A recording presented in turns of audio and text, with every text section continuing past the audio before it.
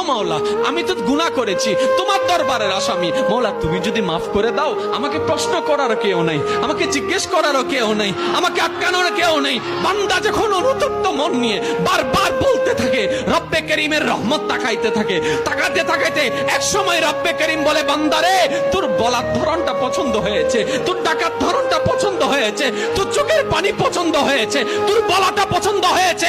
এবার মাওলা বলে, আমি তোর সারা জীবনের কত গুনাহ করছিস? বান্দা বলে, মাওলা 40,000 পার হয়ে গিয়েছে। কেউ বলে যে মাওলা পাহাড় পরিমাণ হয়েছে, কেউ বলে যে মাওলা আসমান পরিমাণ হয়েছে। এবার মাওলা বলে যে আমি মাফ করে দিলাম, আমি মাফ করে দিলাম, আমি মাফ করে দিলাম, আমি মাফ করে দিলাম, আমি মাফ করে দিলাম, আমার বান্দাকে আমি মাফ করে দিলাম। ফেরেশতা বলে, মাওলা এত বড় গুনাহগার, এত বড় আসামি, হাজার গুনাহগার, হাজারটা গুনাহ তওবা করেছে একবার, মাফ চেয়েছে একবার, তুমি মাফ করে দিলা, তুমি মাফ করে দিলা। রব্বে করিম বলে, মাফ করব না তো কি করব?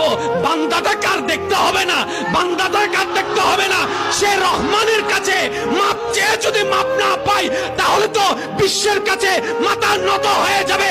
আরে সে রহমানের বান্দা, জাত্তার বান্দা না, যে রহমান হচ্ছে ইন্নাল্লাহ আলা কুল্লি শাইইন কাদির। সুবহানাল্লাহ।